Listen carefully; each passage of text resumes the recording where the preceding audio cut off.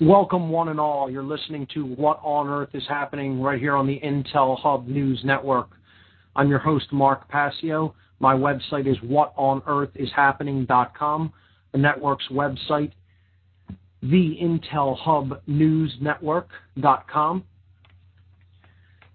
And we have a great show lined up for you here tonight.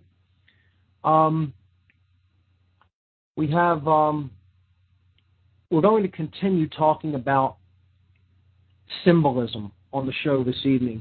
We went into symbolism pretty extensively on the last show, and we covered various forms of symbolism, including solar symbolism and astro-theological symbolism. We also looked at life force symbolism last week and how these forms of symbolism get into the subconscious mind and how they are used to subvert consciousness, to essentially exercise a form of mind control over people, to reach into the subconscious mind, to manipulate at that level, and to prey upon the person, because symbols, again, often fulfill needs that the person who's using them understands that the person they're using them against actually lacks in their own life. So that's what we looked at last week, and we're going to continue to do that this week with a pretty ambitious array of symbols. I don't know if I'll get through them all, but we're going to take a look further into astro-theological symbolism. We're going to look at the symbolism of the Fasces, the symbolism of the Pentagram or the five-pointed star, the symbolism of the pine cone, and the symbolism of the all-seeing eye. So we will break down a plethora of symbols here on the show tonight, and we'll be probably carrying this over into a second show with these symbols. Hopefully we can get through most of them, though. I want to give the call-in numbers for the show, and then I have a couple of event announcements for events coming up in the Philly area. And after we do that, then we could jump right into the topics. So the call-in numbers for this show, 724-444-7444. Once again, call-in number 724-444-7444. And the call ID number, which you will be prompted for when you call in that number, is 83515. You could also call the Blog Talk call-in line, which is 646-727-3387. Once again, if you're listening on Blog Talk, you can call into 646-727-3387. Event announcements in this area. We have two for tonight. And the first one, Truth, Freedom, Prosperity, presents their monthly documentary and discussion evening. They had one last week, which was a rescheduling from a couple of weeks back. They didn't have one in January due to snow conditions here in the city. So last week it went very successfully. They showed Melt Up. It was a good turnout. A lot of great people came out, but most of all, the venue just was great. It was a nice upgrade from where they have been having them. They were doing them at the Ethical Society. Not that that's not a great building and serves the purpose, but the Media Bureau Studios is a very comfortable environment and kind of a more intimate environment for a movie setting. And the screen is bigger, and it's got a nice overhead projector, digital projector, and some comfortable seating. So it was definitely a success, and we're looking forward to more documentary nights at Media Bureau. So next Wednesday will be the February screening, February 23rd, Wednesday night at 7 p.m. The location is Media Bureau Studios. That's at 725 North 4th Street. That is the corner of 4th and Brown in the Northern Liberty section of Philadelphia. And next week on the 23rd, Wednesday night, 7 p.m., Truth, Freedom, Prosperity will be screening End of America, the documentary film featuring Naomi Wolf. And it's a great film. We encourage everybody to come out and check it out if you haven't already seen it. Encourage new people to come out. That's what it's all about. And For more information on this group and their activities, please visit truthfreedomprosperity.org. That's truthfreedomprosperity.org. Finally, the Free Your Mind Conference, less than 2 months away, a conference on consciousness, mind control, and the occult. Saturday, April 9th and Sunday, April 10th at Ruba Hall, 414 Green Street in the city of Philadelphia. The doors open at 9 a.m. and the speaker program begins at 10 a.m. Admission is $20 per day if you get your tickets in advance, $30 per day at the door. Free Your Mind is a unique 2-day conference scheduled for April 9th and 10th, 2011 in Philadelphia, PA, featuring multiple speakers and diverse educational materials for the purpose of raising public awareness of the critically important topics of mass mind control techniques, the covert and subversive influences upon our consciousness and behavior, trauma-based and ritualized abuse, and the practical mental and emotional healing methodologies available for those affected by these devices. The featured speakers, Aaron McCollum, Alfred Weber, Andrew Basiago, Bob Tuskin, Farah Yurdozu, Freeman Fly, Jan Irvin, John Nicholson, Joseph Mara, Larkin Rose, Laura Eisenhower, Mark Matika, Mark Passio, Michael Kelly, Paul Marco, and Suzanne Taylor. At the end of each day, we'll have a special event at the end of Saturday. Toward the end of the program, we'll be screening Suzanne Taylor's documentary, What on Earth? Inside the Crop Circle Mystery, a great documentary on the crop circle phenomenon. And at the end of Sunday, we will be having a round table panel discussion with whatever speakers are left at the end of the day on Sunday, whichever of them are still there and want to partake in the panel discussion will be welcome to do so. So, for more information on the Free Your Mind Conference, please visit www.freeyourmindconference.com. That's freeyourmindconference.com. Okay. Sorry for that, folks. A little bit dry. Let me get a drink of water here. Okay, that's better. So, we were talking about symbolism last week, and we're going to continue our discussion into symbolism over the next probably a few weeks, because it's going to take a while to even get through all the different multifaceted kinds of symbols that are employed as a language to basically subvert the subconscious mind. And we will be, I guess you could say, taking a divergence, but it's not really a divergence. In the middle of talking about symbolism, we will be looking deeply into the philosophy of Freemasonry. And this will be part of the ongoing series of breaking down different occult traditions on this show to help people to understand the philosophies that are contained therein and how the occult is a essentially complex way of seeing all of the different facets of oneself. That's what it really is all ultimately about. And it is not one thing. The occult is not one thing. Just like symbols are not one thing, nor is the occult one thing. People have this misperception that the occult is all about evil.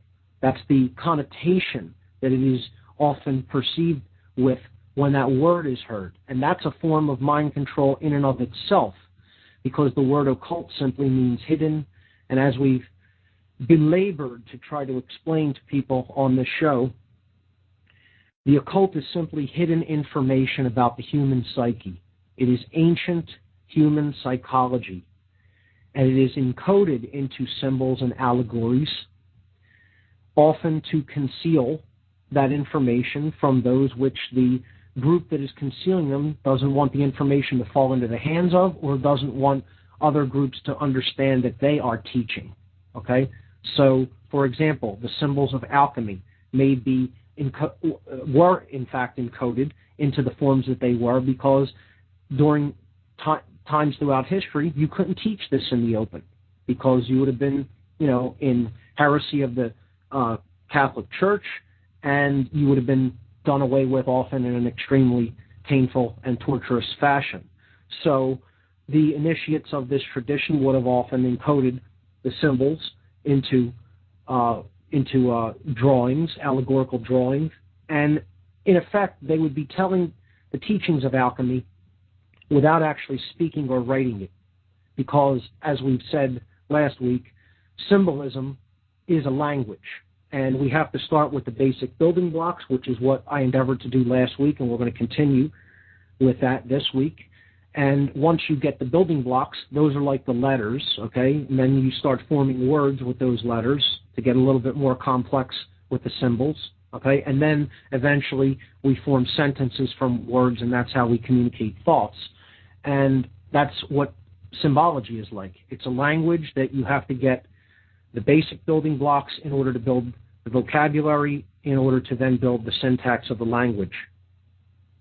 So in studying symbols, like any occult study, and this is a study into the occult, because this is hidden knowledge, not many people are symbol literate, and that's sad because they're being controlled through symbols all the time in our culture.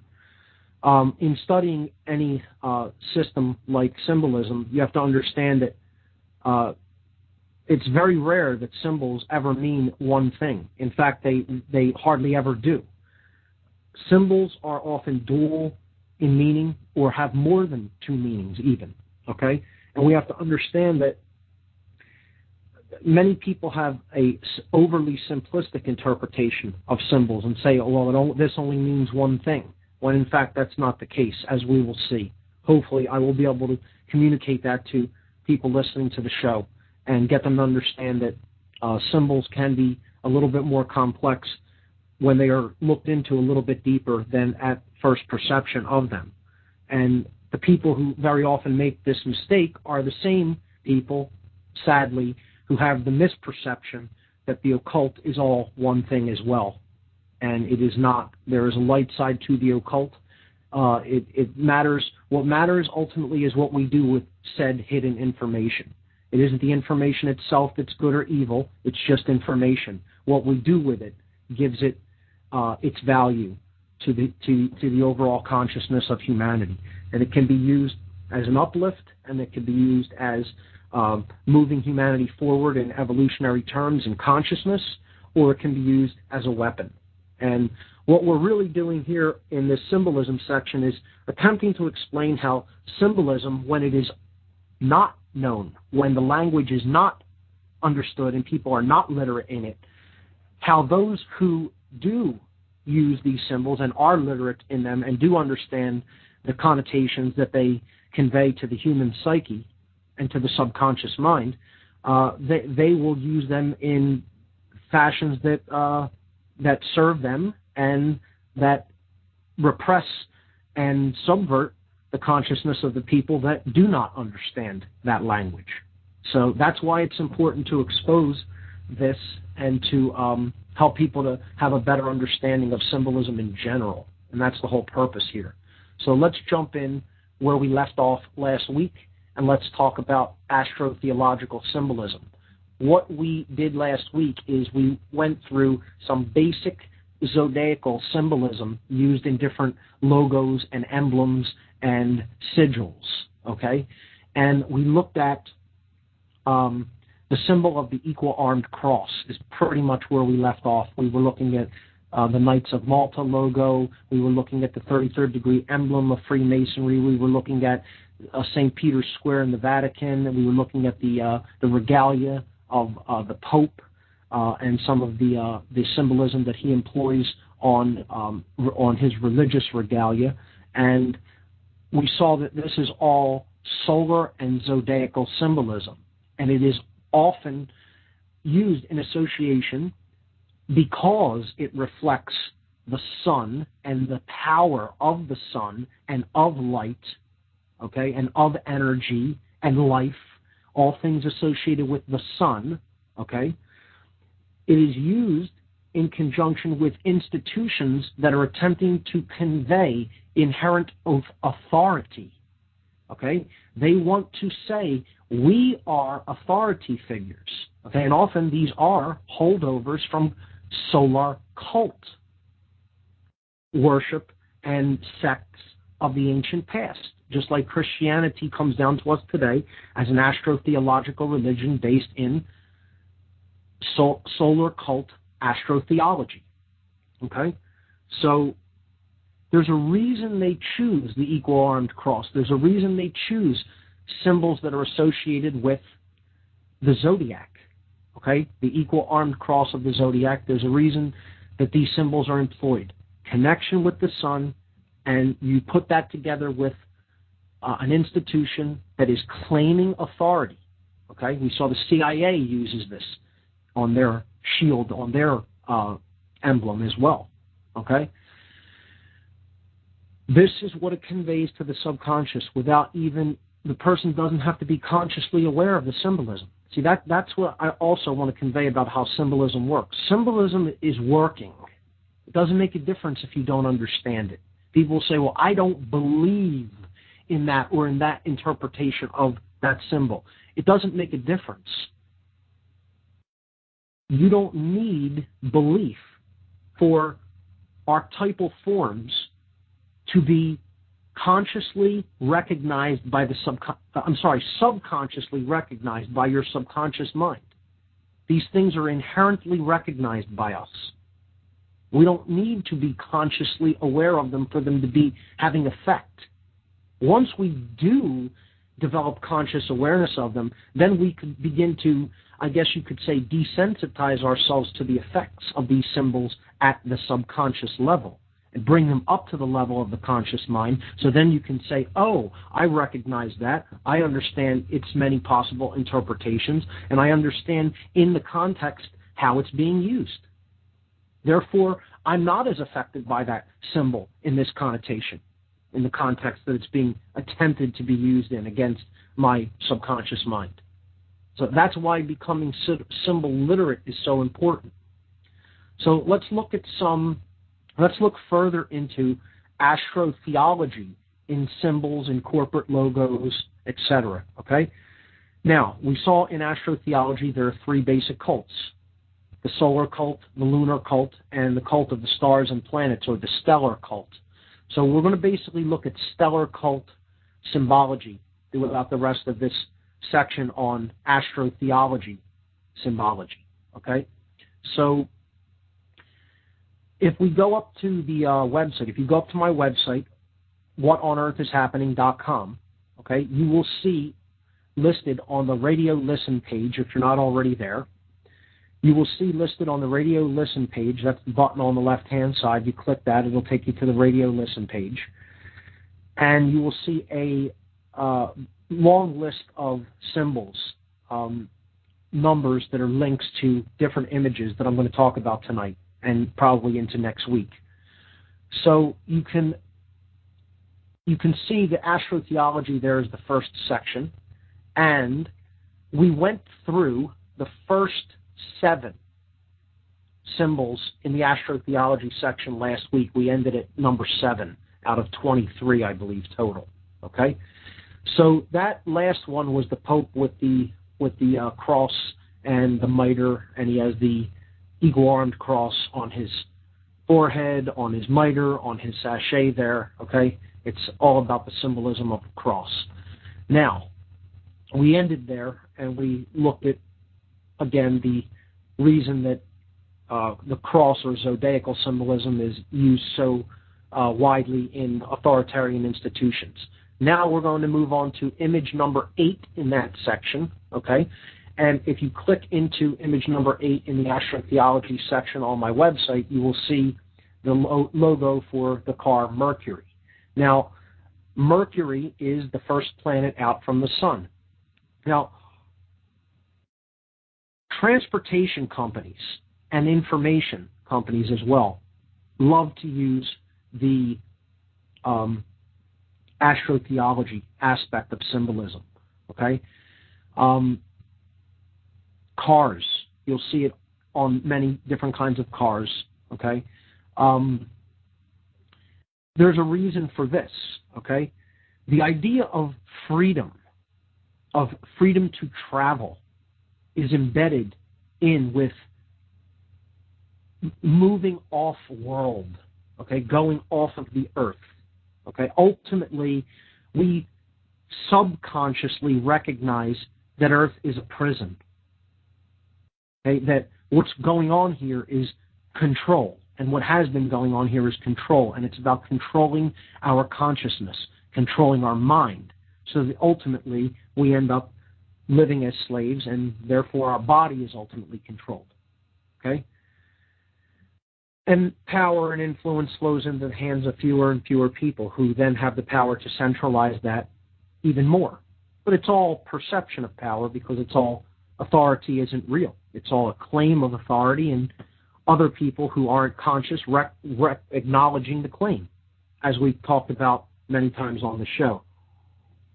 Now, when you take that into the realm of the subconscious mind, when you understand that everybody knows this, they just don't understand it at a conscious level. The reason there's so much denial out there in the world is because people know they're under control. People know male dominators own and run this entire world, this culture, as it stands right now. They don't really own it, but they're basically in control because they enact violence against other people who try to challenge them, and they get people who are actually under their mind control to enact the violence against other people who are also under their mind control.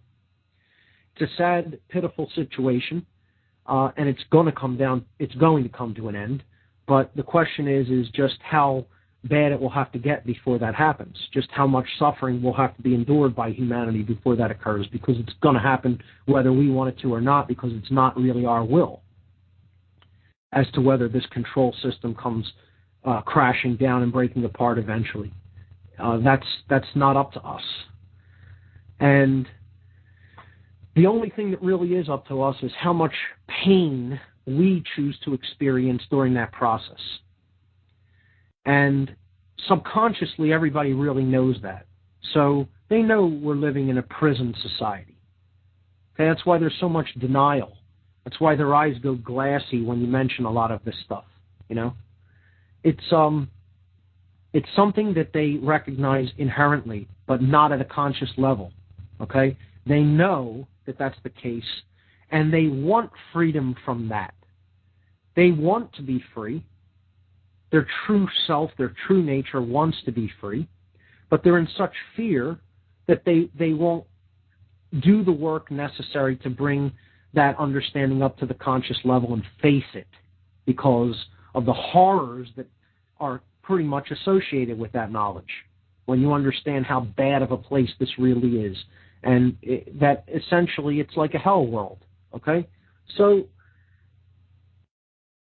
not that many incredible, wonderful, good things don't happen here, and there are wonderful people in this world, but as a whole, it's not a great place to be.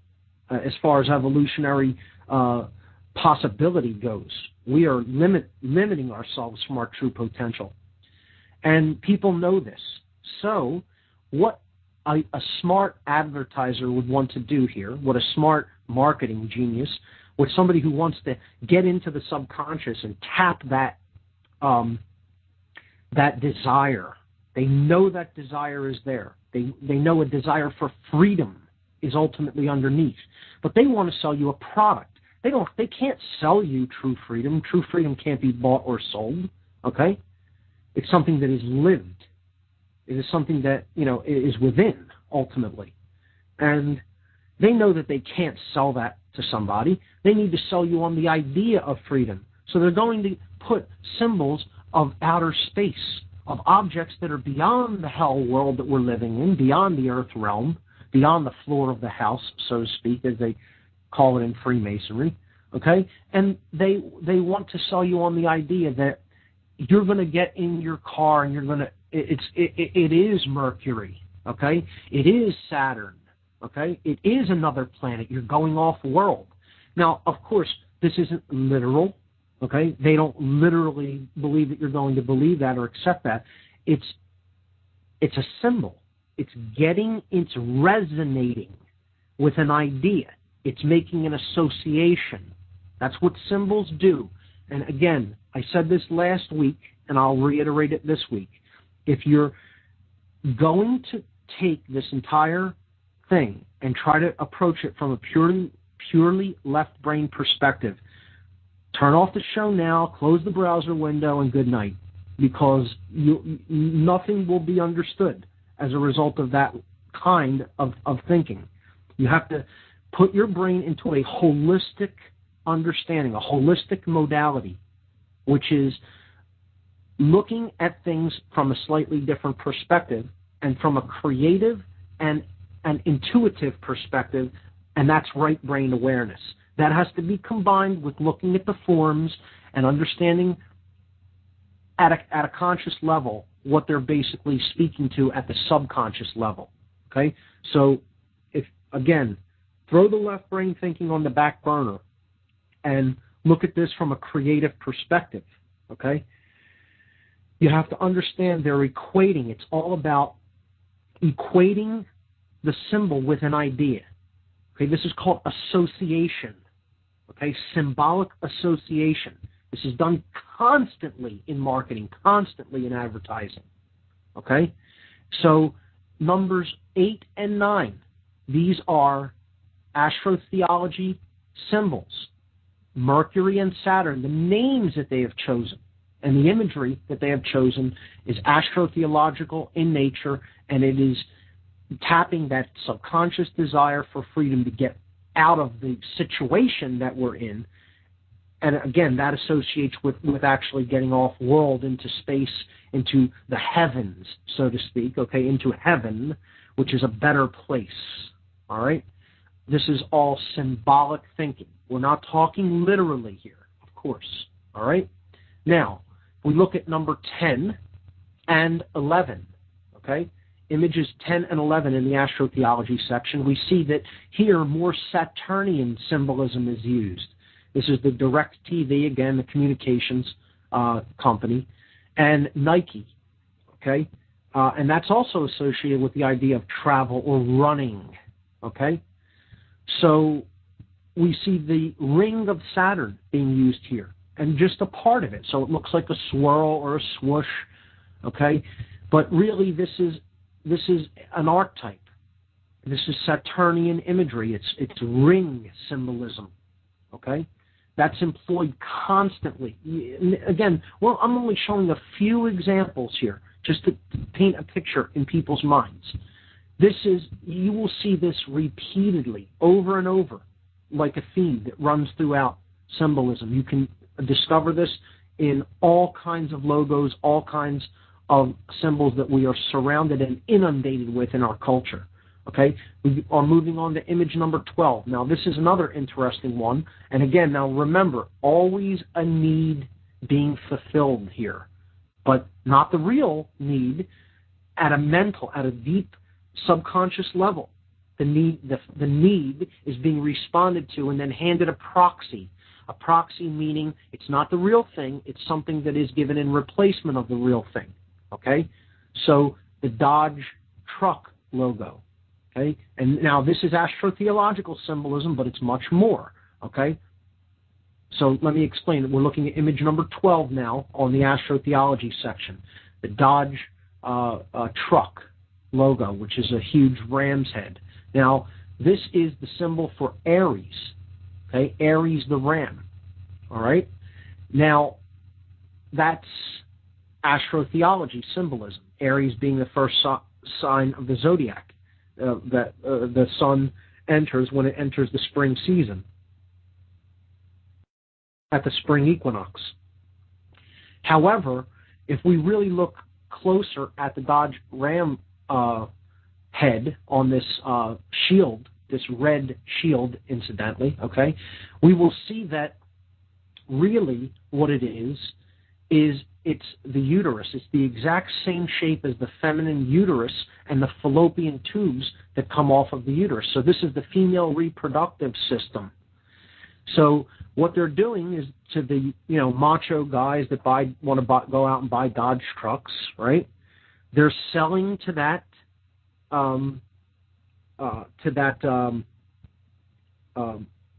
marketing potential, okay, their target audience, right? They're selling to that target audience, which is predominantly male, predominantly middle-aged, younger to middle-aged men. They're putting something of sexual desire at a subconscious level, okay? We want to reproduce, okay? We want sex, all right? The feminine sexual reproductive system right there on the logo. And you could actually, if you do a search on Google, you can get a comparison. I should have put one up there, but I put this together earlier today and didn't get a chance to. But if you type in Dodge and, uterus, I'm sure you can get a comparison image there that shows just how similar these images actually are. So that's, again, association and playing upon a subconsciously held desire and then fulfilling it through proxy, okay? The next image number 13, is the McDonald's logo, okay? Red and yellow, often in very many cases used in conjunction with food. These are colors that resonate in general with food and with the desire for food. But moreover, again, this is Astro-Theology symbolism because we again see the double arch of the ram. So this is Aries symbolism here, okay?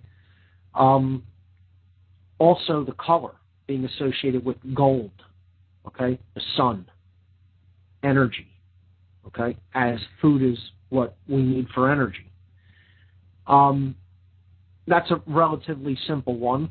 Moving on to image number 14, the star ATM logo. Again, here's more stellar cult symbolism, and you see the Saturnian ring there again, and all the name of it is star, okay? So this is associated with money, monetary flow, again, associated with Astro-Theology. Image number 15, now we're combining a whole lot. This is almost like a sigil. Again, 15 is the Starbucks logo. Everybody knows this one, very popular coffee house. And we see many images, many symbols kind of teamed up on this one. Now, I'll be repeating this one in a few weeks when we look at goddess symbolism, because this is a depiction of the goddess. We see the crescent moon, okay? So this is, again, there's some lunar symbolism in this one. As far as Astro-Theology, the goddess herself is the goddess of the night sky, the goddess of the moon. It represents Isis or Mary, okay? And again, it's like a mermaid as well, okay? If you looked at it like what you're seeing, looking at it from either side, is the mermaid's tail, okay? So this is associated with the goddess of the waters. Again, water being the sign of the sacred feminine.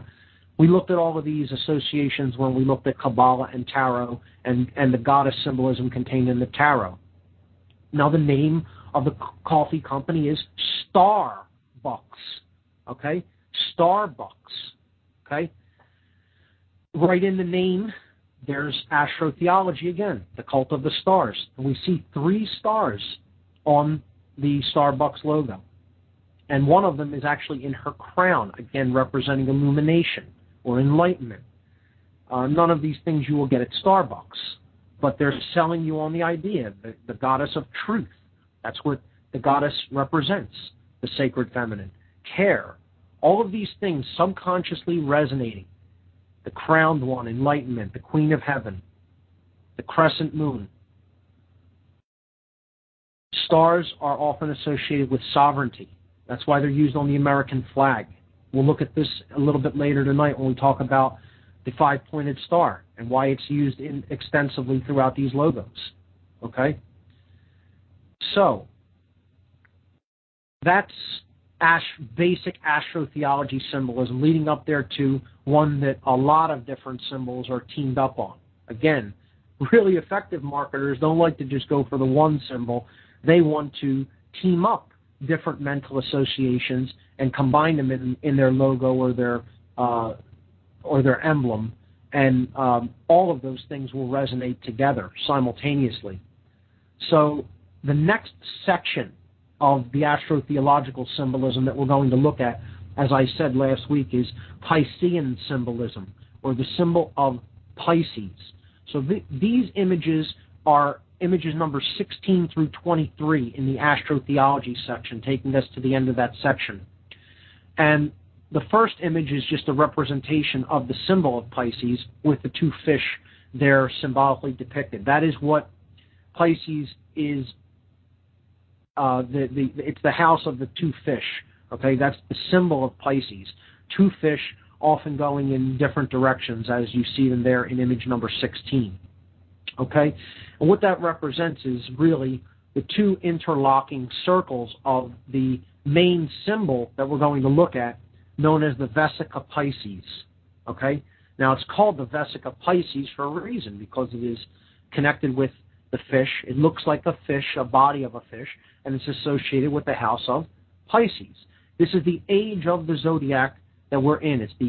We're in the age of Pisces. What that means is that when the sun rises in the eastern direction every morning, if we were to see the constellation that is directly behind the sun as the sun is rising, we would see Pisces. Sun essentially comes up in Pisces. Now, that is at the spring equinox, I should say. Okay, that is how the age that we are in is determined. At the spring equinox, you look eastward on the horizon, sun's rising, it's coming up inside of inside meaning it is visually in front of a zodiacal house. If we were to see the stars of the zodiac band behind the sun, we would be looking at Pisces if we looked behind the sun, okay, at that time. That's what we mean when we say in the house of Pisces. Now, image number 17 is a perfect example of Piscean symbolism. And again, this is connected with the sun, okay? Again, all of the things that are connected with the sun, you're going to actually going to go into the subconscious mind by looking at symbolism that is derived from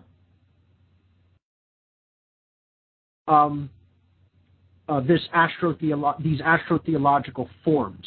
And in this case, we're looking at the Vesica Pisces. Now, let me explain what the Vesica Pisces is. If we take two circles and we begin to merge them, two discs, okay, in two dimensions, and we just begin to overlap them, okay, the space in which they overlap will form a tapered oval, or a double-ended teardrop shape, I guess you could say, a shape like a seed, okay? This seed in the middle of these two circles is known as the Vesica Pisces. Again, it looks like the body of a fish. If we looked at it from either direction, we could see that there's also a fin at the end if we put like an imaginary line between the tops of the circles, okay? Now, this is sacred geometry. This is known as sacred geometry. Now, you can look this up and you'll probably spend, you could spend years looking into sacred geometry if you're not familiar with the term. Sacred geometry is basically geometry that is based upon circles, which is the sacred shape. Ultimately, it's based upon circles and spirals. These are the shapes that really are completely derived from natural forms. The circle being the perfect shape, and then we have spirals, which are found in fractal patterns that underlie nature and all natural forms. So, to go back to the Vesica Pisces, it is based upon this sacred geometry. Essentially, the entire world is based upon sacred geometry, the Vesica Pisces being one of the primary forms of sacred geometry when we look at it, because it represents the seed. It represents the womb, because you start with one thing, and then as as it basically divides into two, you have, if we look at the MasterCard logo as an example of this, let's say the red circle on the left, that is, let's say that's the primary object, the one thing, okay? As it then divides into two, okay, we have duality, so now we have the orange circle there on the right. But the space in which they overlap forms this womb, and it is a womb shape if we look at it, okay? It is the female reproductive organ shape, okay? This is, it's a vaginal shape, okay? And this is played upon, as we will see, okay?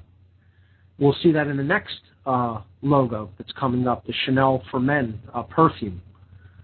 But to stay on the Vesica Pisces for just a moment longer, that shape in the middle is the place of potentiality, of creation that exists between the two seemingly opposites or polar essences, the two circles, okay? And it represents the synthesis between those two. So that's essentially what the Vesica Pisces is ultimately about, and we will see how it is used in different symbols in corporate and religious symbolism in a moment. Let's move to, so there it is in number 17, the MasterCard logo, and the word master is used in conjunction with this, okay, because ultimately mastery comes from the combination of the left and right brain. That's what this also is an allusion to. It is these two poles coming together, okay, to form this synthesis again, and ultimately that's all about the awakening of the third eye. And we can obviously see it's an eye shape, okay? This is the shape of an eye, okay? Not the letter I, but an eye, a human eye, okay? This is the coming together of the left and right brains to open up the eye, okay? And we will see how the eye figures into this tonight as well. It's about mastery. When that happens, it's mastery. So they're using this all in this logo. None of this is accidental. I can assure you of this. Okay? This is specifically chosen because of the connotations that it carries. I hear the music for the first break. I'm Mark Passio. You're listening to What on Earth is Happening on the Intel Hub News Network. We'll be right back after these messages, folks. Stay with us.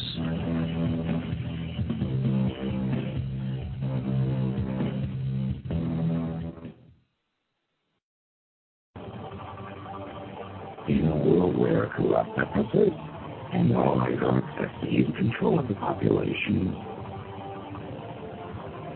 total tyranny is amongst us. The burden of humanity rests on our shoulders. The only way out is to expose the global crime syndicate known as the New World Order. Together, we are all one. Together, we are Intel soldiers. The battle for free humanity ensues.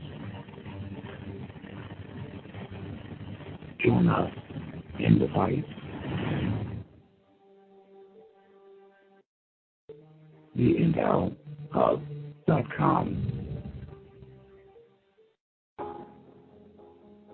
A very wealthy U.S. citizen is predicting that in 2011, we will witness the most important day in America in more than 50 years.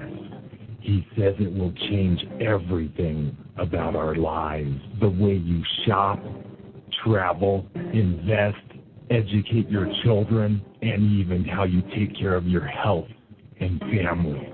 Now this man has made some outrageous predictions over the years, but the crazy part is he's usually right. You see, he predicted the collapse of GM, Fannie Mae, Freddie Mac, and America's biggest mall owner, General Growth Properties, a few years ago. In fact, Baronis called his work a dire prophecy.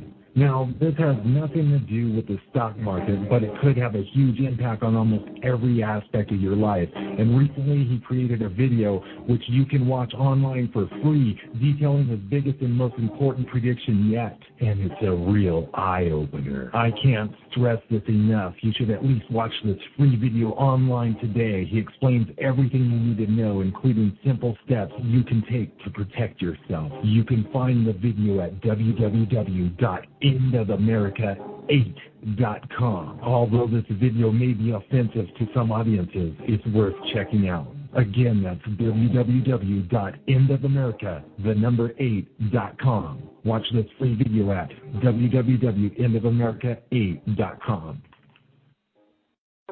You are listening to the Intel Hub News Network, crushing the New World Order piece by piece. Secure your future. Get your non-hybrid seed pack now. With the looming economic crisis, food shortages, and other toxic disasters, now is the time to be ready. Just click on the Heirloom Organics banner at the top of our Blog Talk Radio page today. Secure your future and the future of your family in hard times. Heirloom Organic Seeds.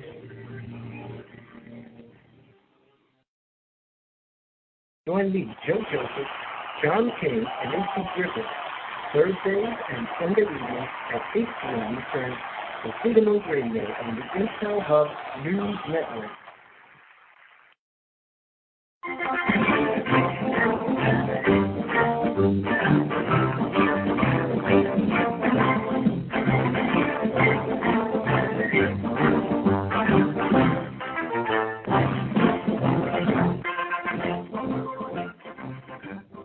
Okay, ladies and gentlemen, we're back on What on Earth is Happening. I'm your host, Mark Passio. Before the break, we were talking about Piscean symbolism and the symbolism of the Vesica Pisces. We were looking at the MasterCard logo, and we were looking at the connotations that these symbols and words are teamed up with to employ to the subconscious. So, again, we see that the Vesica Pisces is actually a symbol of synthesis. It is a symbol of creation. It is a symbol of the union of opposites. It is therefore a sexual symbol, and not just at a physical level, but at a level of blending the masculine, I should say, and feminine that exists within each of us in the process known as the chemical wedding. And that is what creates enlightenment. That is what truly opens the mind. That is what truly gives access through this gateway of sorts to higher levels of consciousness, which is also what the Vesica Pisces represents, a gate as well. It's all of these things. It's the pineal gland. It is the all-seeing. It is the eye. Okay, it relates with the all-seeing eye because that's what the pineal gland ultimately is. It is the womb of creation, okay? And it is the union of opposites or the blending of opposite polarities to create a synthesis between them. And they're using the word mastery in conjunction with that. Master, okay? Because this shape does imply mastery. So image number 18 shows you an even more subversive use of this, the Chanel perfume logo, the two interlocking C's. Now, ostensibly, that's for Chanel, yes, but they're put together in this very specific fashion, forming the Vesica Pisces. And again, this is the feminine reproductive organ, and it says Chanel for men. Now, the subconscious reads things differently than the conscious mind does. So, if there's one N, you could substitute two N's and see that word as channel. It's the same phonetically as the word channel. So we would have symbolically, in symbolic language, yes, in left brain awareness, it does indeed say Chanel, but in holistic brain awareness, in symbolic awareness, that word is channel, okay? Whether it has one N or two. It's the same phonetic combination of sounds. And what they're saying here is the channel for men. And that, speaks for itself. This is sexual symbolism used in a almost overt way. It's almost hard not to see it, once you know a little bit about symbolism. So, again, always selling something to you. Not the actual thing. They're not going to sell you sex, but they're going to sell you the idea of sex. We see this used all the time in television commercials, beer commercials, football during football, everything. The car commercials that we see on television, always trying to sell people on the idea that our product is sexy. You have this, sex will follow. Okay, it's all a proxy, all selling people subconsciously on an idea, so that then they will associate that idea with the product, the thing that they want. Okay, they know everybody wants sex. It's an innate human need. Okay, they will then associate that innate need with their product, and therefore that creates desire. They're latching on to an existing desire and associating that with their product. Same thing with cool cigarettes logo on image number 19. There, the Vesica Pisces employed. Okay, same idea. Associating desire with their product, and indeed, desire is associated with cigarettes for certain. I fortunately never got into that habit, but I know how difficult it can be. It can be one of the hardest to break. People who I see have attempted to quit many times in their life, attempted being the key word. A very difficult addiction, cigarettes. And, tobacco often gets the rap for it, but tobacco is a naturally occurring plant. It's all the additives in tobacco that creates all the problems. We pretty much looked at that when we looked into the food section. I believe I alluded to that, but the cool logo here clearly employing the symbolism of the Vesica Pisces in a association with desire. Now, image number 20 in this section is the CBS logo. And as a television network, they're employing here the all-seeing eye. And indeed, that's what we do. We watch the television, okay? The eye being used here symbolically. And this is the Vesica Pisces again.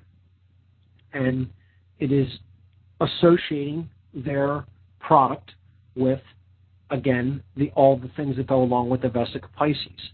Desire, enlightenment, union of opposites, solar symbolism as well, and all of these things they're associating with their product, which is the programming that they hit people with through the television, through the hypnotic device. And again, an eye is often a symbol that is used in conjunction with hypnosis as well. The way one looks into one's eyes. And here this eye is wide open with a large pupil in the middle with two large lids, looking almost sinister, being that it's one eye.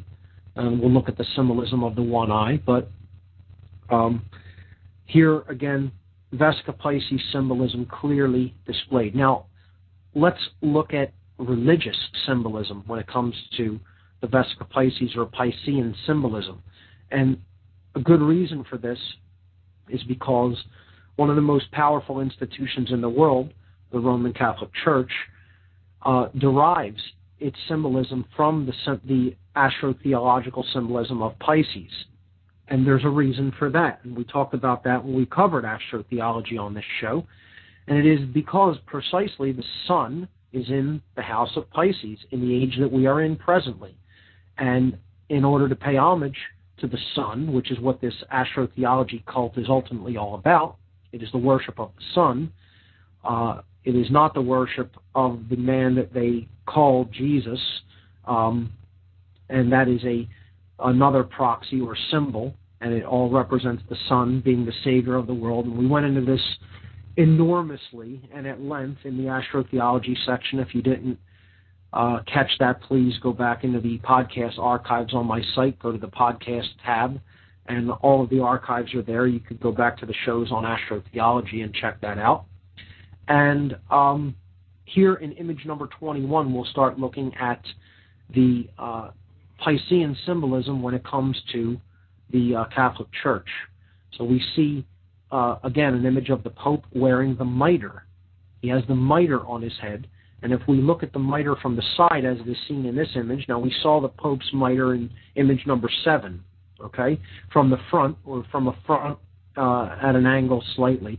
But here we see it completely from the side. And you can clearly see that that is a large fish head, okay, that is placed upon the head of the Pope. It even has, you know, that sash coming off the back forms like the tail of the fish, because what it ultimately is representing is the Pope here as the fish god, okay? And I know that sounds strange to people who have not looked into Astro-Theology. Well, the image number 22 will clear that up a little bit, and when we get to the symbolism of the pine cone, we will also see some fish and bird symbolism employed in solar astrotheology cults and cult worship of the ancient past. Being that Christianity is a remnant of that, is a holdover from those ancient days of solar worship, and it still does represent the solar cult in the modern world. Here we see the Pope as the vicar of the Son God, okay, of the Christ on earth, showing that indeed this age is all about the fish, the Pisces. Jesus is alleged to have been a fisherman, okay? This is all symbolic. It's Astro-Theology. It means that he is the God, the Savior hero that is brought in at the age of Pisces, and this is the story of the Son Savior during this age. And the story is the same no matter what age it's in. It doesn't make a difference if we were in the house of Aries, then there would be a story of, you know, the Abrahamic religions.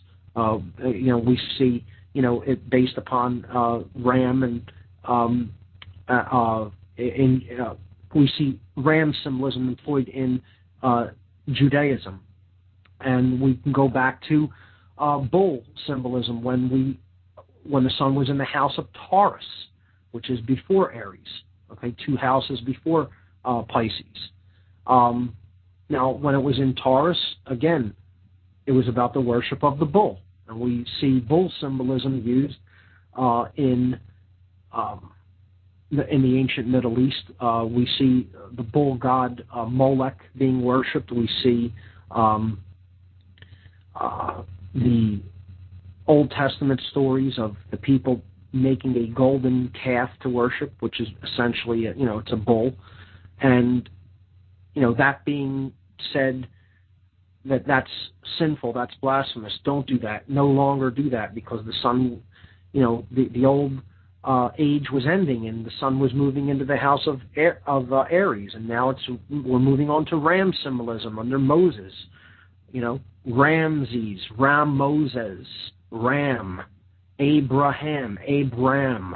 It's all about Astro-Theology. The whole thing is about Astro-Theology, and how these words all fit into place, and words fit in with these symbols. It's a tapestry. We have to understand that people who understand this have been using these things against us as weapons for thousands of years. And until we learn their language, we're going to be powerless to defend ourselves against this. We don't even know the symbols that they're using out in the open. And people buy into this and accept it readily. Some of the most, wicked people associated with high religion, completely traumatizing children, sexually abusing them, and then it covered up at highest levels. The current Pope. I highly recommend people watch the documentary Sex, Crimes, and the Vatican.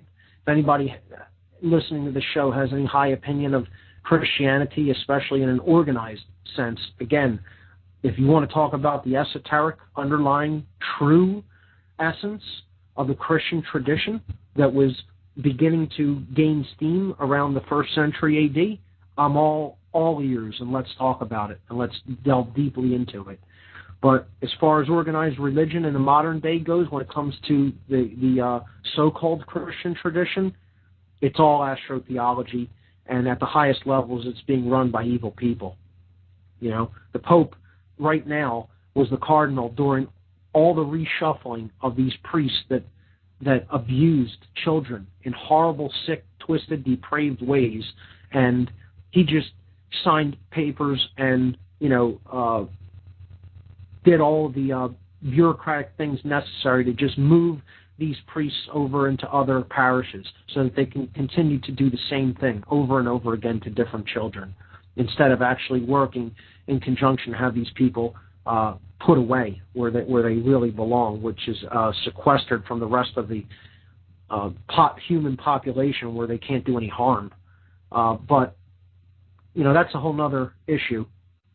Maybe I can link to that in this section, since we're talking a little bit about astro-theology and tonight's show and how that fits into Christianity when it comes to symbolism. But Sex Crimes in the Vatican, a great documentary. I highly encourage it if you have the stomach for it, because it is quite disturbing. But look at image number 22, and now we'll see where this fish symbolism is derived from.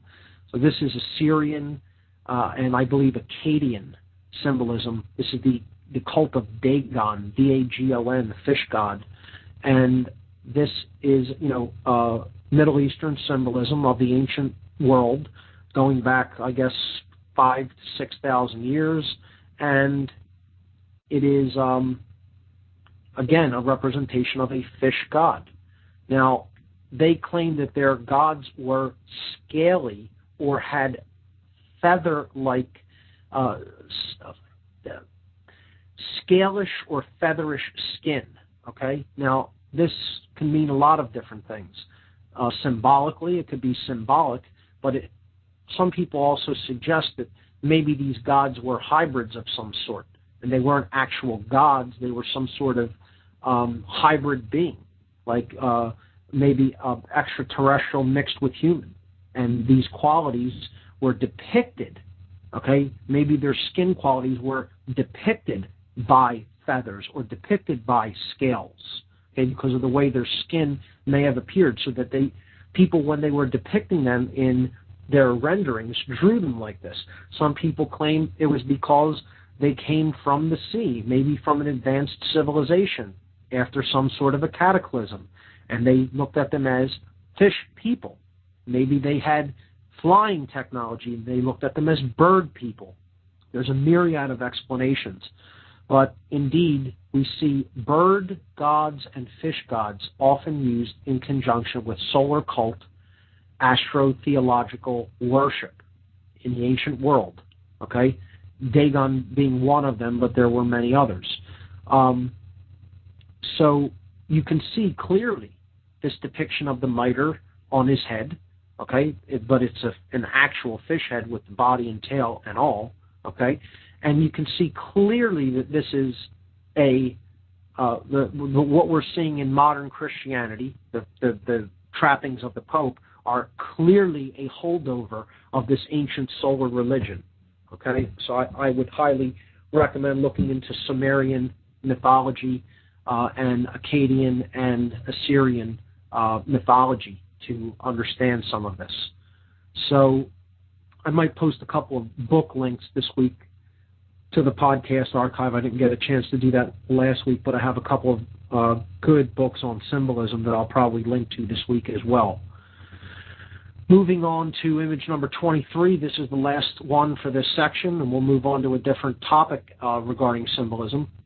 But just to wrap up in the astro-theology section, this is the popular symbol of Jesus as used in the modern world when it comes to symbology. This is how Jesus is symbolically depicted, as the fish. And it should be obvious by now, listening to the show, as to why. Because the Piscean symbol represents the age that we are in, as far as the sun is concerned, as far as the precession of equinoxes, the sun is in the house of Pisces at the current time that we live in, and therefore the sun savior mythos must be associated with fish or Piscean symbolism.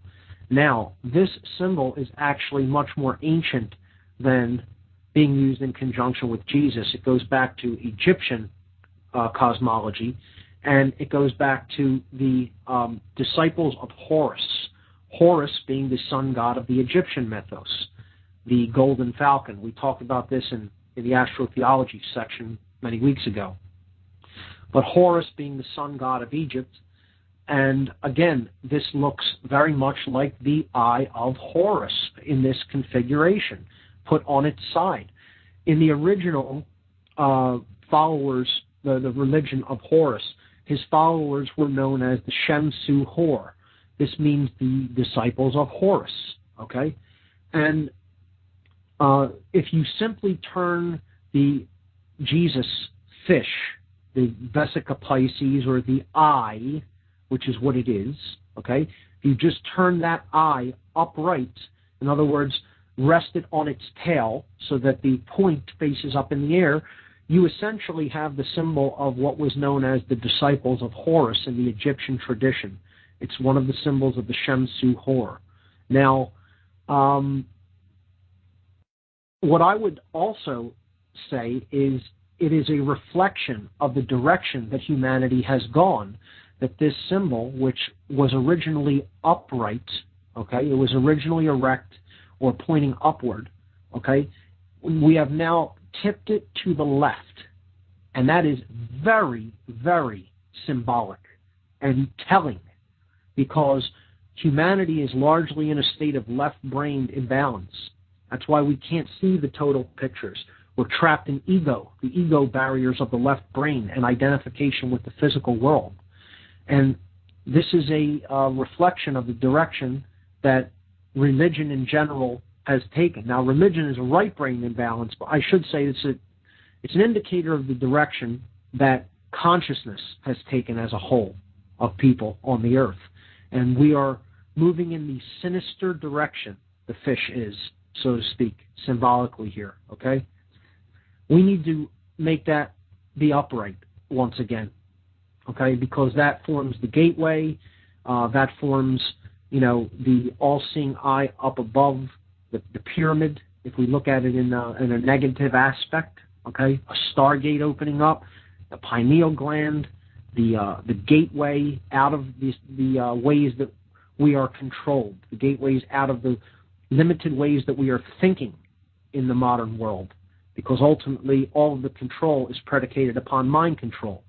We need to open our minds. We need to free our minds from the types of limitation that we're trapped in, which is made possible only by being limited into the left brain way of seeing the world instead of a holistic way which incorporates the sacred feminine and the creative capabilities of the right brain. So balance is what we're looking for, and I would say that that symbol would be better represented as being balanced by being upright rather than tilted to the left there. But I understand what they're going for here. It is also a symbol of an eye in that configuration, and again, it is completely tied in with the eye of Horus, because Horus is the same sun savior that Jesus represents. So that is astro-theological symbology, explained in a nutshell, but again, it is simply my interpretation, and it is very limited because we could sit here for days discussing all of these different forms of symbolism. Again, I want to give people a basic overview, and then they could do studies on their own further. So let's move on to another topic or another form of symbolism. Let's look at the Fasces. Okay, so we can look at image number 1 in the Fasces section. Now, what the Fasces is, you will see it depicted there in image number 1, is a bundle of rods or staffs, okay, that are tied together, often lashed together with leather or some other form of material. And they are lashed around a central axe. The axe is sometimes depicted in the middle of them, or it is sometimes lashed directly to this larger bundle of rods or staffs. Now, what this is, and this derives out of the ancient Roman culture, the ancient Roman Empire, this is a symbol of centralized authority, centralization of power. And we'll see how this is used in the modern world, has been used in the modern world. It represents, the axe represents the central authority, okay? It represents the empire, so to speak. It represents the larger centralized government, okay? And the smaller staffs are representative of the satellite states or satellite nations that form the empire, that are ruled from the central authority of an emperor or a king or a pope or a leader, etc. So essentially the cutting blade of the axe keeps all of the other satellite nations, so to speak, in line. Okay, it represents the greatest power. And then all of the other things are subservient to it, so they are bound by it. They are bound to it. Okay? You can clearly see where this symbolism is going as far as concepts and ideas of authority. It's an authoritarian symbol. And it represents greater centralization of power, meaning once you have people recognizing your claims and acting on your behalf and doing what you are telling them to do, you then acquire more of this capability, and it becomes easier to centralize even faster and build up and build up and build up. And that's what we're seeing, a march toward globalization and a march toward ever increasing centralization of power, whereby fewer and fewer people make decisions that control other people's lives and try to tell them what they may or may not do, regardless of whether they are harming anyone or not. Of course, this is completely antithetical to natural law, to the concept of principles, to the concept of human rights, and to the concept of right versus wrong. Okay? And the perpetrators of this know this ultimately at the highest levels, because they're psychopathic madmen, completely imbalanced to the left brain, basically don't really have a soul like you and I do, and as we perceive the human soul. They don't have those qualities because they're psychopathic and really can't experience human emotion. And they use this symbol wherever authority is demanded or commanded, wherever they say, we are the authority, okay? And this is the symbol that's going to show you that we're the authority, that we're in charge, we're the boss, what we say goes. And again, this is all utter nonsense. It's utter crap. It's utter BS. All authority in this domain, in the three-dimensional space-time realm, anywhere you go within it, is illusionary, and it's a claim that exists. And I don't care who claims to the contrary, you're wrong. The end. The end, you're wrong. There is no authority in the three-dimensional space-time continuum that we call the physical universe in the flesh. Doesn't exist, isn't going to exist, never has existed. It's a claim. It's a claim that exists only within the minds of the people making the claim and those accepting the claim. And that's all it is. Because there is no authority here in this space-time dimension. There is no innate authority, no inherent authority. It's an illusion. It's all a claim to try to control other people. When somebody says the phrase, I have the authority, or this entity has the authority, you know what that's called? It's called mind control, ladies and gentlemen. And that's all it's called. And that's all it is. And if you actually believe that claim, you're under mind control. The end. You know, cry about it, pound your fists on the desk, bang your head against the wall all you like. Nothing will ever change the fact that that's the truth. That's all it is. Okay? No one has authority over anybody else in point of fact reality, meaning objective reality. And there is such a thing. Again, we get into the ideas of moral relativism and solipsism, and these ideas that my truth is different than your truth, and what you are saying about authority, may be true for some people and not for. No, it isn't. There is such a thing called right and wrong. It exists objectively. If you understand natural law by studying it and its ramifications, you will understand that which right is and that which wrong is. And I do clearly understand what those things are. And it's very simple. Right is any action you do have a right to take which doesn't harm another. Period. You're not creating physical harm.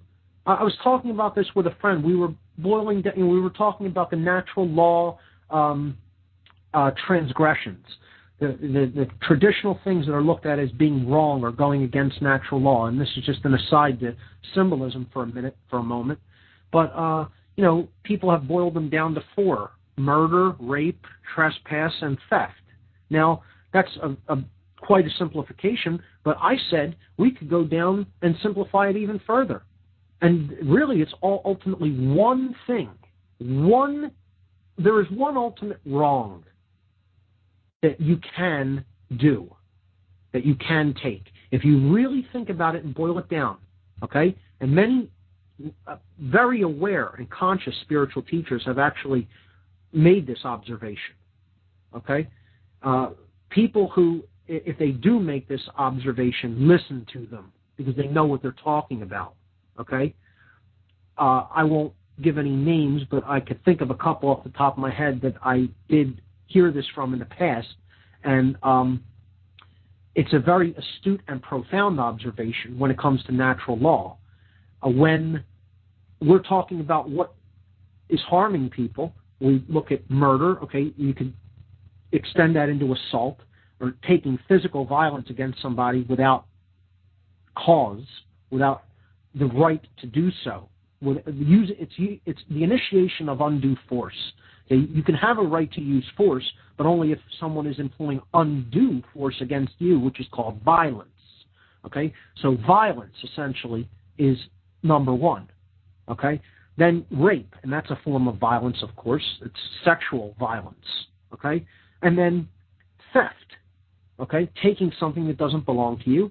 And trespass, which you could boil down to destruction of property or being in someone's space that they are actually employing, living in, using without, the right to be there.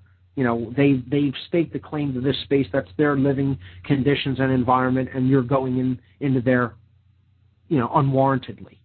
So you could boil all these things down to one thing, and that's theft. And that may sound strange to some people, but if you think about it, if you're killing someone, you're taking their life, and you didn't have the right to do it, if it's murder, okay? If you're beating them, or taking physical violence in some form against them, and you didn't have a right to do it, you're taking their health or their physical well-being. If you're taking their things, that's self-evident, that's very obvious. You didn't have a right to do that. That's just straight theft. And if you're taking their, damaging their property, you're taking their right to basically, be secure in their environment, and, that extends to damaging the product of their labor or thieving from the product of their labor. That's called taxation, which is theft. It's all theft in one form or another. Theft is the ultimate transgression. It's really everything else, every other transgression, every other form of moral wrong is another variant of theft, if you really think about it and get down to it. Okay? So the reason I was talking about this is because we were getting into the idea of authority as represented by the Fasces symbol. Okay? And of course, this is the symbol that represents fascism. That's what fascism is named after, this symbol. Okay? Because fascism is totalitarian authoritarianism. meaning there is absolute control by the state and there is no room for argument. What we say goes, and if you don't agree, violence is going to be carried out against you. That's called totalitarianism. That's rapidly what the United States of America is moving toward, a totalitarian form of government. And people think there's a big difference between fascism and socialism, and this is another artificial dichotomy. They're the same thing. They're total control in the name of violence, saying, if you don't do what we say in the way we say it, we will conduct violence against you. And that's it. That's what all authority is, if you really boil it down. That's it. It's somebody saying, I'm in control, you're going to be subservient to me, and if you don't do what I say, I'm going to be violent against you, when I don't have a right to do that. And that's what all authoritarianism is, which is why I believe in none of it, because I'm not under mind control. Because that's all of that is. This whole argument that there's any such thing as authority is ultimately what the entire world view of mind control is built upon. Claims of authority in the flesh, when no such thing exists, because you're not God. That's why. You want to really come down to it? Okay? The institution of governments is an idea that even is predicated upon the idea that man is God. Okay? Because if that authority doesn't exist in any individual, how can multiple individuals combine non-existent authority to institute governments? It's all mind control. It's all trying to get people to accept the idea of authority which does not exist. You believe in illusion, you get an illusionary world that creates suffering. The end. That's it. You want to take anything away from this show? That's it. You want to continue to believe in illusion, things that don't exist, and continue to act upon them, you're going to continue to get more suffering. I don't know how much simpler I can put that, but there it is. So this is the Fasces symbol and what it represents in the eyes of control freaks. Control freaks. You know, people who hate themselves so much that what they really want to do is just make other people's lives miserable by conducting violence against them in some form. That's it. That's all it is. These are self-loathing people and always have been. Why? Because they've never really turned inward and understand where real power lies. They've never found that place of power within themselves and the connection to the true source of creation. They don't have that capability, maybe some of them, you know? And instead of seeking healing, which our society should do, you know, all they do is they seek control. So this is one of these sick, twisted notions, and this is a sick, twisted symbol. And what I would say is, indeed, this does represent kind of almost a unidimensional way of looking at a symbol. I don't know of any other interpretation for the fasces itself. It's a complex symbol. You could look at the axe a little bit differently. The axe is used in ancient Astro-Theology as well to represent the sun god again. Okay? But the fasces itself is a multi-tiered symbol. It's combining multiple smaller symbols into a larger one. So there's a pretty clear understanding of its representation symbolically. In image number 2 here in this section, we see the fasces used on the Italian flag during Mussolini's reign. Okay, clearly an example of fascism, as Mussolini ran a fascist government. On image number 3, here's more fascism. Oh, we call the Nazis fascist. Well, they're National Socialists, right? It was a National Socialist German Workers' Party, the Nazi Party. Well, here's the symbol of fascism right on their postage stamp from 1938, I believe. Okay? So, with Hitler on it. The fasces there depicted on the left. Now, where else will we see the fasces? Well, in some pretty surprising places, connected with government and monetary institutions. We look at the House chamber in image number 4. And this is where the House meets the House of Representatives. And you have two fasces on both sides of the main seat where the Speaker of the House sits. In image number 4 there. All right? Two fasces. I thought this was supposed to be a republic. Well, if it's supposed to be a republic, we clearly have fascist symbolism in the main house of the Republic of the United States. There's some mixed symbols there, I would say. Mixed messages. Maybe so if you think this is actually a republic. But if you know what this government really is, that symbolism is totally appropriate. I would say if you know what any government is, you understand that that symbol is very appropriate. All right, so moving on, we see a close-up for those who may not, see that clearly enough there in the smaller image. There's a larger image, it's in black and white, that clearly shows the image of the fasces in between two pillars there next to the American flag and 5 pointed stars overhead, 2 ionic pillars, and there's a symbol of the mace there, which is also a solar cult symbol. Image number 6, the United States Senate seal, okay, with the U.S. flag shield design, a liberty cap, the olive branch, and what's that we have there below? 2 fasces crossed over each other in an X configuration. Okay? The United States Senate, supposedly a body of a democratic republic, yet there's 2 symbols of centralized Roman authoritarianism, also known as fascism, on the Senate arms there. You do the math. The next image, image number 7. This is an image of the inside of the Lincoln Memorial.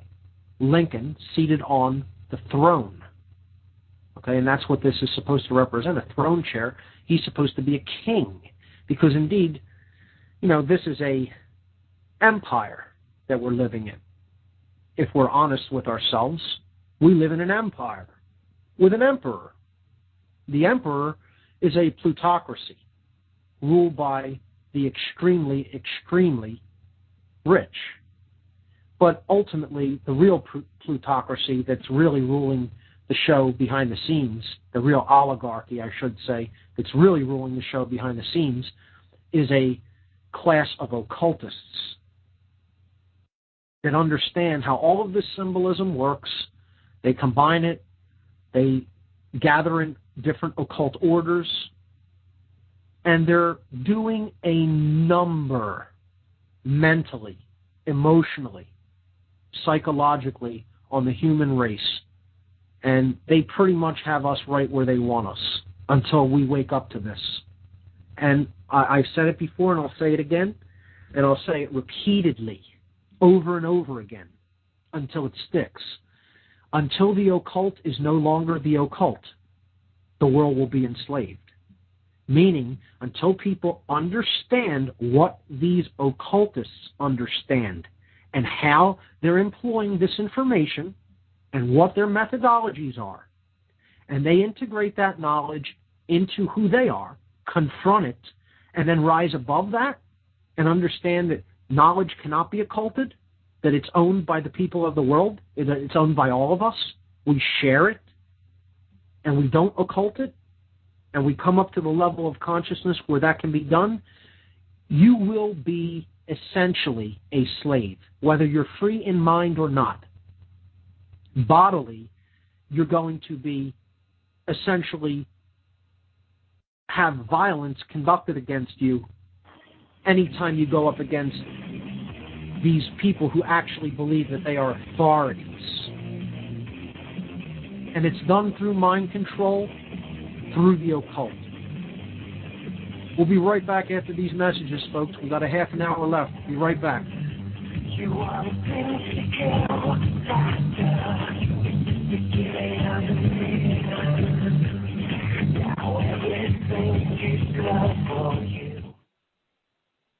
Are you still paying your credit cards and so-called bank loans thinking that you owe the money?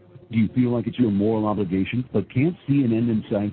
Well, what if I told you that in truth, you don't owe a single penny, and that the banks know this and hope you don't find out? Here's where we come in. Free2Prosper.com specializes in a profound debt repudiation method which challenges the validity of your so-called debts, morally frees you from the burdens, and protects your property. Our system is often superior to settlement, bankruptcy, or consolidation, which often leave you in a worse situation. If you feel the moral obligation to take care of yourself and your family, then I urge you to consider taking action right now. The economy will not wait. If you want to know more so you can prosper through the economic collapse, all while staying honorable and true to yourself, then call 877-417-8393. That's 877-417-8393. Or visit free2prosper.com right now.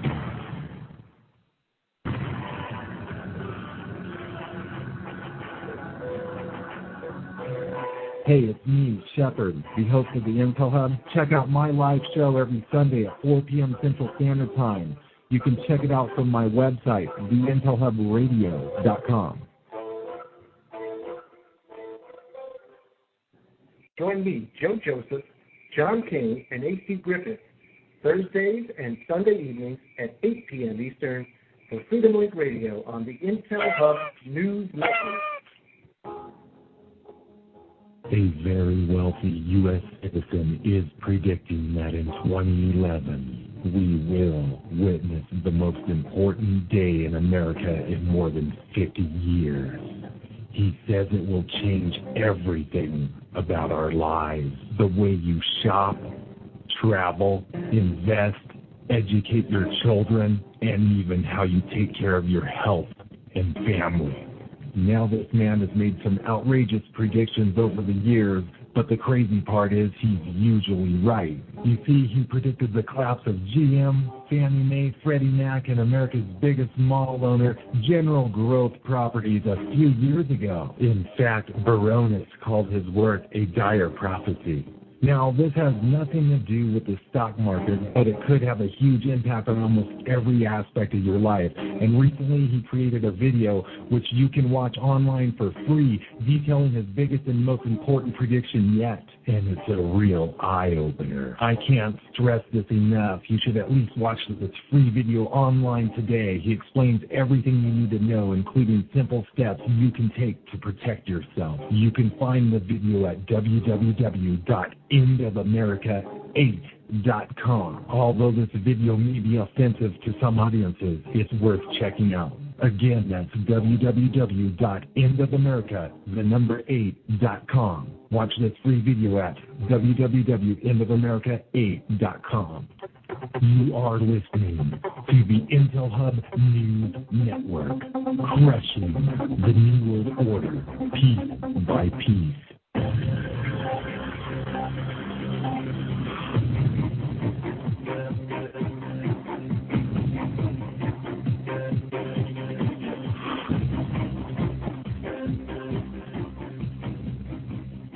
That's right, you're listening to the Intel Hub News Network, where we're crushing the dark New World Order piece by piece, and we're going to build the light one.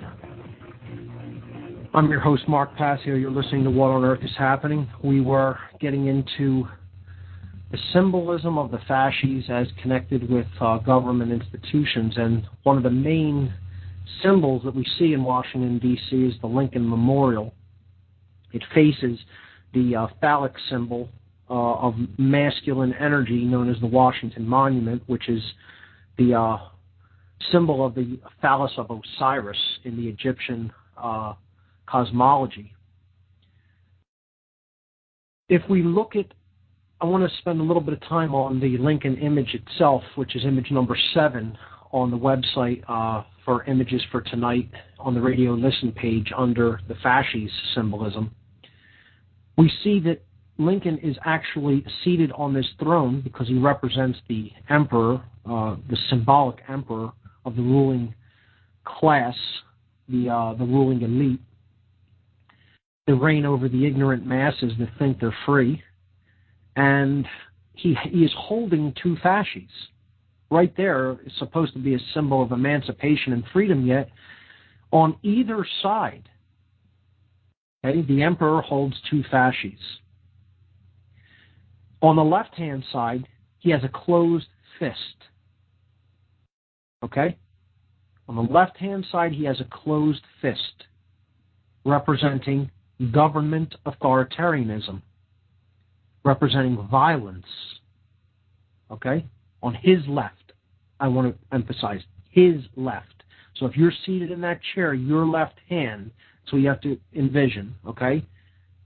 His left hand is made into a fist, and it's on top of the fasces. We see that on the right-hand side of the image when we're looking at it. But that's his left hand. So that represents left brain control, typified by government, violence. On the right-hand side, he has his hand open, grasping the fasces, but open nonetheless, with an open palm, okay? And his right foot is forward. This represents handing somebody control in the name of righteousness, or in the name of doing the right thing or putting the right foot forward. This is all symbolic. It's all very, very specifically chosen symbolic language, okay? Because this form of control is religion, the right-brained form of control. And symbolically, what they're telling you is that we control both of these institutions. We control government and we control religion. We control it all as the occultists who own this place. Who own this place and own you, because you don't understand your rights, you don't understand natural law, you don't understand our language, then we're telling you this right in the open, in the place that you think is the seat of your government, in the place that you think typifies human freedom and emancipation. We're telling you this right in your face, and you're not intelligent enough to figure it out. And I'll say again, there's very little other interpretation for this, okay? This is clearly subversive symbolism in this instance. The fasces means essentially one thing: centralization of power. And they're telling you how they're doing it. Openly. In a form of mockery.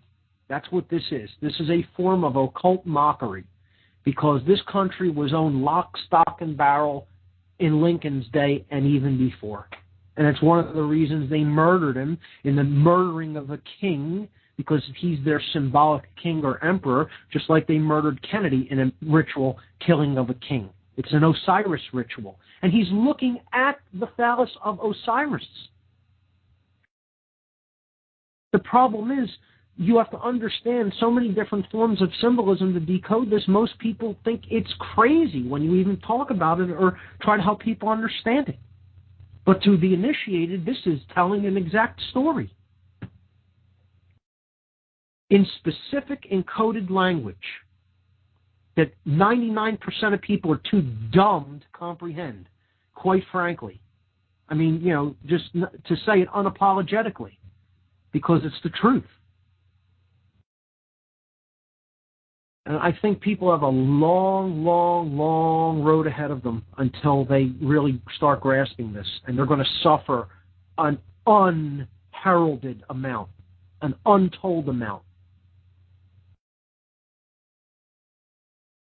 Quite frankly, I don't know if the earth is really going to put up with this, this level of denial and, what we're doing to her. You should read some of the things that we're doing to the body of this planet. And it's just unfathomable. But, we keep letting these occultists do this to us because we don't want to learn and we don't want to admit that we're wrong. We can't admit we were duped, that we were played. Hardest thing for anybody to do that's in a deep ego state is admit they got played. You didn't see it coming. The problem is most people have been played since they were in the cradle, you know? The game is rigged because they're programming people with all of this stuff from the moment they're born. And the brain soaks up everything like a sponge in the first 7 years. You know, we're on automatic download mode mentally and in the way we, build our worldview when we come into this world. And they count on that. That's why this symbolism is everywhere. It starts to work as soon as you're born. The next image number 8. I'll try to wrap up the fascism section, and then maybe we'll stop there and move on to other symbolism next week. But we have the Administrative Office of the United States Courts, their seal. We see a feather pen, a scroll, and what's this? Behind it, a gigantic, wonderful rendering of a fasces there in our court building. Symbol of fascism in the United States courts. Interesting. But this represents total justice, the court system, doesn't it? Fair, balanced, justice, truth coming to light. Isn't that what our court system represents? They're telling you out in the open. Out in the open. There's a building, I didn't post it here, maybe I'll get a chance to put it up on the website, in Philadelphia that was an old court building that has clearly fascist symbolism on it. There's a man, this big Greek god-looking figure, and he's seated on a throne and he's holding a fasces with the axe coming off of it. And this is right there on the side of a court building. It's on 9th and Chestnut Streets in Philadelphia. And there's very encoded symbolism just behind his throne where he's sitting. You see 2 small lightning bolts, but clearly they're spelling SS.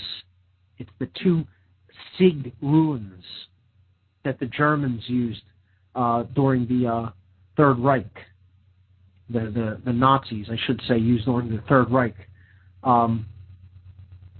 representing the Schutzstaffel, the SS, secret police.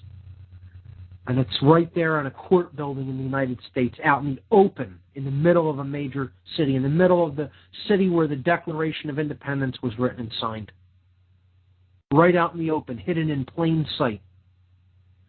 Image number 9 is the logo or the seal of the Knights of Columbus. This is a Christian affiliate organization connected with, it's an affiliate of Freemasonry, and it is an affiliate of the Catholic Church. The Templar cross here is represented, the equal armed cross again. And in the middle of the logo there, we see a sword, we see an anchor, and of course, overlapping them both, we see the symbol of the fasces. In image number 10, we see a fasces on an old United States dime. So, right on our money, printed by the Federal Reserve System, of course, another fascist entity, a fascist institution that is has been a oligarchical rulership of the United States since its inception, basically. The Fed basically dictates to our government, not the other way around. Right there on the money that they print on the U.S. dime, the fasces, and it says "E pluribus unum," from the many, one. In other words, centralization of power of the state. From the many nations, we're going to form a one world government, essentially. So the fasces is omnipresent in symbolism of the United States, and we saw it used in Nazi Germany as well there in that section. So I think I'll continue. We still have a little bit of time. Let's get into the symbolism of the pentagram. And this is an interesting one, and this is one that many people will go into and break down, but I hope to give a little bit more comprehensive of an idea of what the five-pointed star symbolism represents from different angles. So the first thing I want to do is approach it from a truly occult philosophical perspective and help people to understand what the five-pointed star in general as a symbol of occultism is used to represent. And we'll look at a deeper example of that a little bit later on after I give a couple of basic examples of where it is used. So looking at image number 1 in the pentagram section, we can see the upright five-pointed star, and we see it here depicted in different colors. Okay, each triangle section shown as a different color, and on the points of it we're showing different alchemical symbol associations. So if we start at the bottom left there in green, and we see an inverted equilateral triangle with a line about 2/3 down from the top, cutting it into 1/3 and 2/3 sections. In green there, that is the alchemical symbol of earth. Okay, so we see the 4 colored elements symbolically depicted, earth being green. Okay, now if we then were to go to the left to the yellow point, we see an upward pointing triangle also sectioned in a similar fashion, and this is the alchemical symbol of air. Okay, so earth again is our resources, the innate talents we may come in with that are somewhat developed, the circumstances we are surrounded by, resources and talents. Okay, that's essentially what you have to remember when it comes to earth, what it represents as far as what is within us and around us. Now, the air symbolism, the yellow here, and the alchemical symbol of air represents our intellect. So this is actual intelligence, okay? And again, it's largely that left brain form of intelligence that, the capacity that we have to actually learn things and retain things and, understand things. So that is air. Then to the right side of that, we see in blue the alchemical symbol for water, which is simply the inverted triangle or the chalice. This represents our emotional capacity. Okay, so what we feel and how we act upon those feelings then is our actions, which is symbolized in red there at the bottom right by the alchemical symbol for fire, an upward pointing triangle, and this represents will, the plane of will, and actions, what we do in the world. Now, all of these 4 qualities or elements within the individual ultimately should be governed by higher level consciousness, an understanding of natural law, morality, rights, etc. And this is the spirit, the governing spirit, okay, in which we do all of these things, in which we think, feel, act, and operate in the world through our circumstances and resources and affiliations, etc. Okay? Therefore, that symbol up at the top there in white, above the white arm of the pentagram, the 5-pointed star, represents spirit or ether. Okay, this is the 5th element, and ultimately it is, the higher will or love energy. Okay, higher consciousness. It is spirit itself, potentiality, and it is the source of creation. It's in a starburst pattern. Again, there the 8-pointed star, okay, representing the 2 crosses, the cross of St. George and St. Andrew. We've gone over this in the Astro-Theology section, and in the Symbolism section we talked about the cross. But there it is. So that's like a solar symbol, a starburst pattern, or a rays coming out of a central source. So that's what this represents, source, spirit itself, okay? And it is put in the highest position because this is what the true governing factor is. Not the authority of man, the physical world, okay? But the authority of spirit that exists within and all around us, okay? It's not in the flesh. It's a higher quality, and we need to be supplicant to that. That is the authority of this realm, not anyone in the flesh. Mark? Excuse me, Mark. Hey. How are you? Bob? Yes, Bob. How you doing? How you doing tonight? Good. Sorry to interrupt. You've been going over a lot of the symbols, and some of the people wanted to be caught up and maybe just tuning in as to where the images are that you're going over. And if you go to whatonearthishappening.com and you click on his radio link to the radio show on that page, you'll find all the links there, right?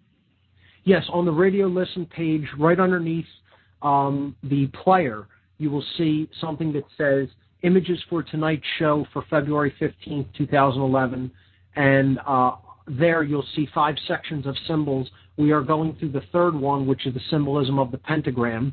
I'm going to wrap up on this tonight talking about the pentagram. We'll get into more pentagram symbolism next week.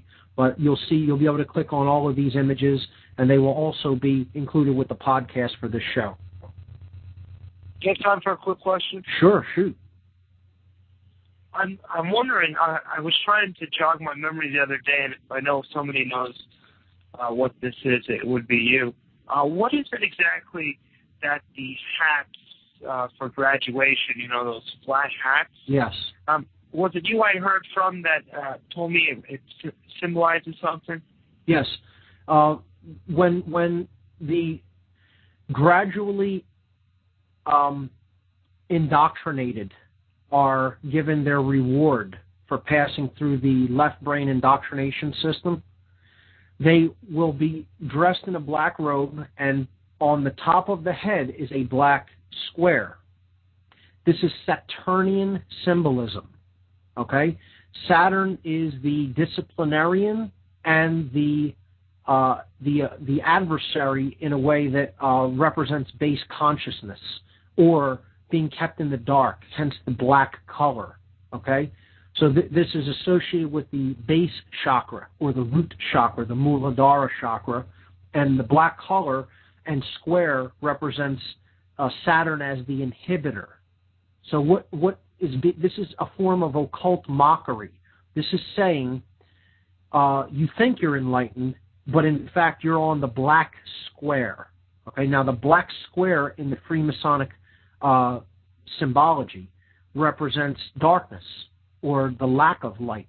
The checkerboard floor is what the earth it represents. The earth. It represents that we are wanderers in a desert of ideologies, and if we stay in that form of base consciousness, we are we live a checkered life, never really knowing truth from falsehood, never really knowing light from darkness, never really knowing right from wrong, because ultimately, in its true essence, in its original essence, Freemasonry is about teaching those principles, and it is encoding those principles into symbolic and allegorical forms.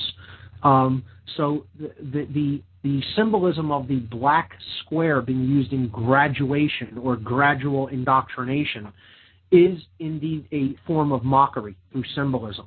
And it's saying they're placing it on the top of the head, on the crown chakra. They're taking a symbol of the base chakra and they're putting it on the crown chakra. It's unbelievable. I mean, it's pure mockery in the open of people who think that they have achieved the height of knowledge. But because they have achieved only a left brain form of it in the university systems that we have set up, and the occultists who ultimately run this form of indoctrination know exactly what it is, they're getting a little bit of satisfaction through a subtle form of mockery by taking, again, a symbol of base awareness and a symbol of being a wanderer in lower consciousness and symbolically placing it on top of the crown chakra. That's what it is. Bob, are you still there? I am here, and I knew you would have the perfect answer. And I was thinking about that the other day because, we were talking about graduation here at the university. As you know, I live near the University of Florida, and I'm a student finishing the indoctrination, in which I use it to study philosophy and spend my time producing and listening to shows like yours.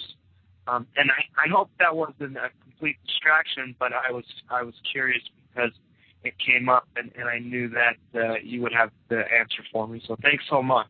No, Bob, that's fantastic. Thanks for bringing that up. I think I see a call on the Blog Talk switchboard. Let's see if it's not you, is it, Bob, or is it the person who's calling? Yeah, it's me. Oh, that is you. Okay, so I was going to take that call, but that's great. Since we didn't have any other callers tonight, I appreciate it. Thank you very much. You got it, Bob. Thanks so much for bringing that up. Great question. So we have a little bit of time. We have about 4 minutes left, so I'll continue a little bit with the pentagram symbolism. Again, this the five-pointed star, again, is about the four elements combined with the fifth element, which is spirit, okay? And in its upright configuration, spirit is in its proper aspect. It is in its proper orientation. It means that has to be the foremost thing, okay? And from there, everything else proceeds. Okay, we're not giving prominence to the physical realm. We're understanding its importance and its associations. But we're not saying that is the authority or the source of everything. We're saying that all derives from something higher. Okay?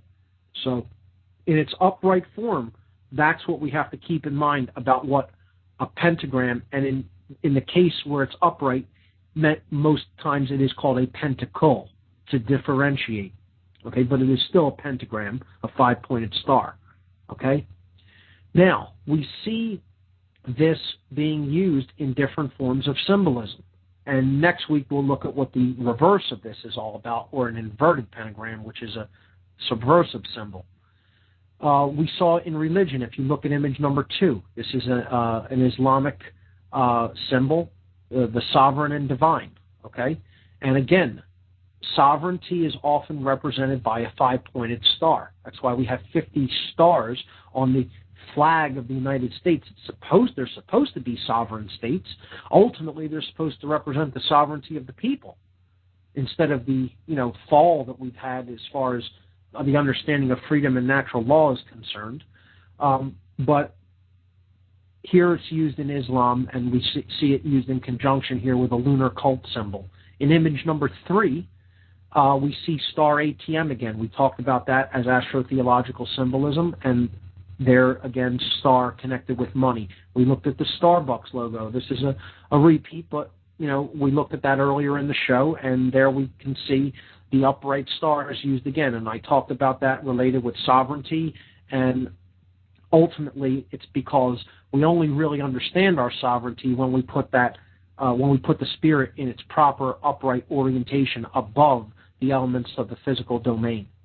So I'll leave it there for now, because that's all we really have time for.